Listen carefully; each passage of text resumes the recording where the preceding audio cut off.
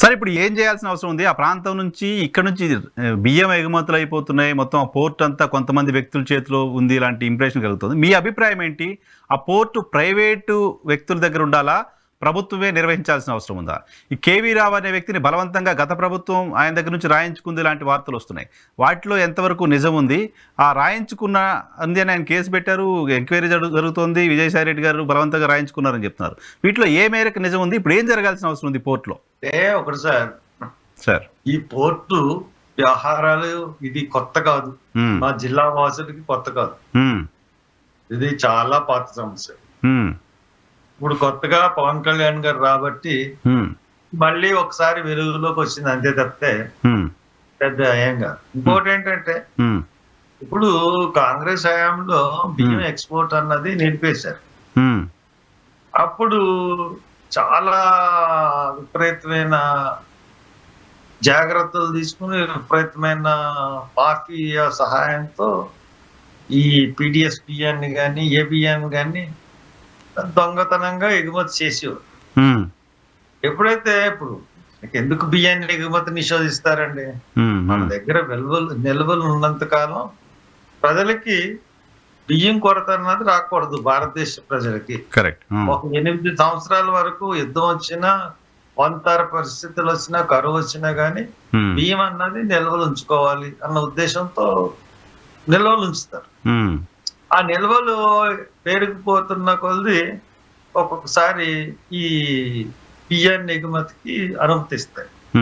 అది ఇచ్చినా గానీ చాలా తక్కువ కాలం ఇస్తారు, 6 నెలలు ఎంత ఇస్తారు. అవును, పూర్తిగా ఎత్తేసారనుకోండి, మన బియ్యం నిల్వలు అయిపోతే మన దేశానికి చాలా నష్టం.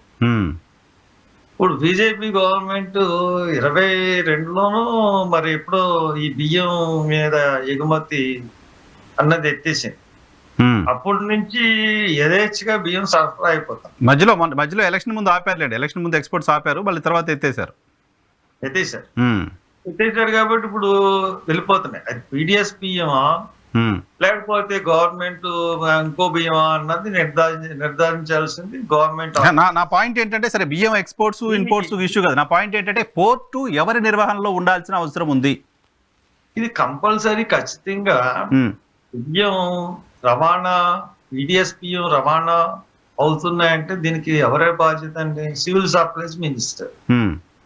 సివిల్ సప్లైస్ మినిస్టర్ కాకినాడ పోర్టులో డెఫినెట్ గా ఖచ్చితంగా ఆయన బియ్యం అనే సబ్జెక్ట్ వచ్చేటప్పటికి వాళ్ళ డిపార్ట్మెంట్ నుంచి కొంత టీంని పెట్టి ఇది ఏ బియ్యం అని నిర్ధారించాల్సిన ఆవశ్యకత గవర్నమెంట్. కరెక్ట్.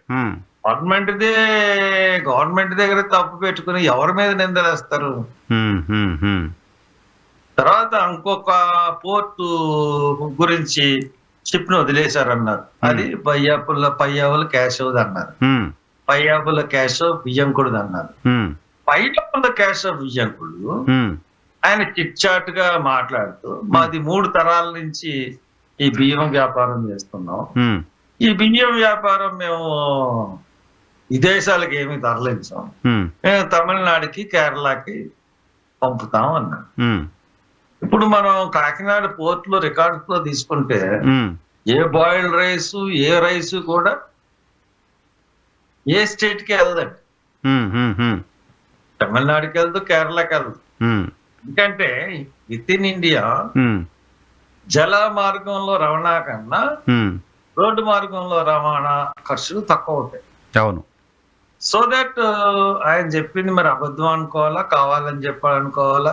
3 తరాల నుంచి అంటే ఆ 3 తరాలలో మరి కొంతకాలం మరి బియ్యం అసలు ఎగుమతులే లేవు. అవును.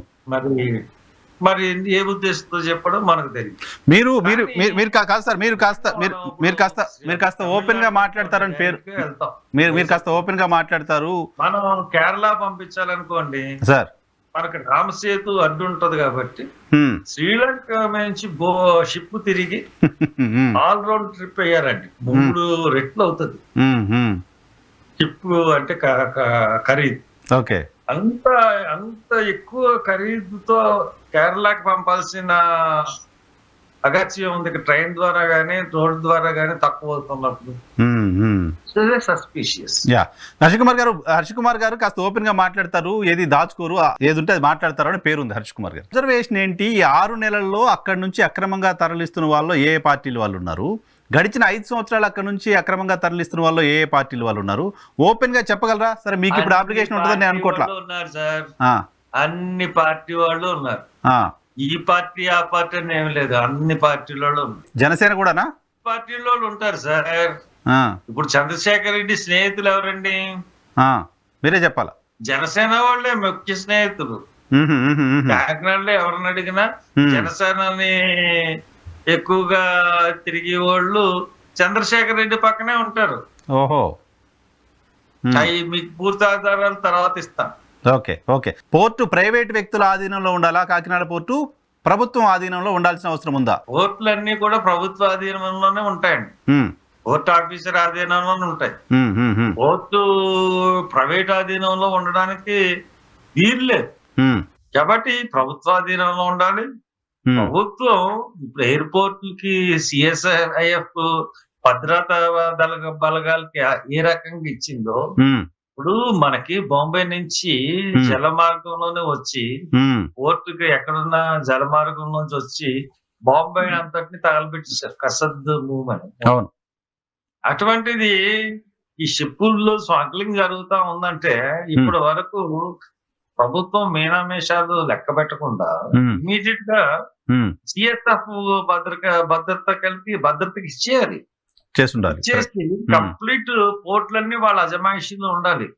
ఆల్ ఇండియన్ పోర్ట్స్ ఉంటేనే ఈ స్మగ్లింగ్, ఈ కొకాయిన్ లాంటిది అన్ని ఆగుతాయి. కాకినాడ సీ పోర్ట్ లో కూడా ఇంతకు ముందు 16,000 కోట్లు ఖరీదు చేసే కొకాయిన్ వచ్చింది. చంద్రశేఖర్ రెడ్డి జగన్ కి సంబంధం ఇవన్నీ జరుగుతా ఉన్నాయి. సో దట్ మీరు అన్ని కూడా సిఎస్ఎఫ్ కి ఇచ్చి పూర్తి అధికారాలు వాళ్ళ మీద పెడితే కాస్త కంట్రోల్ అవుతుంది.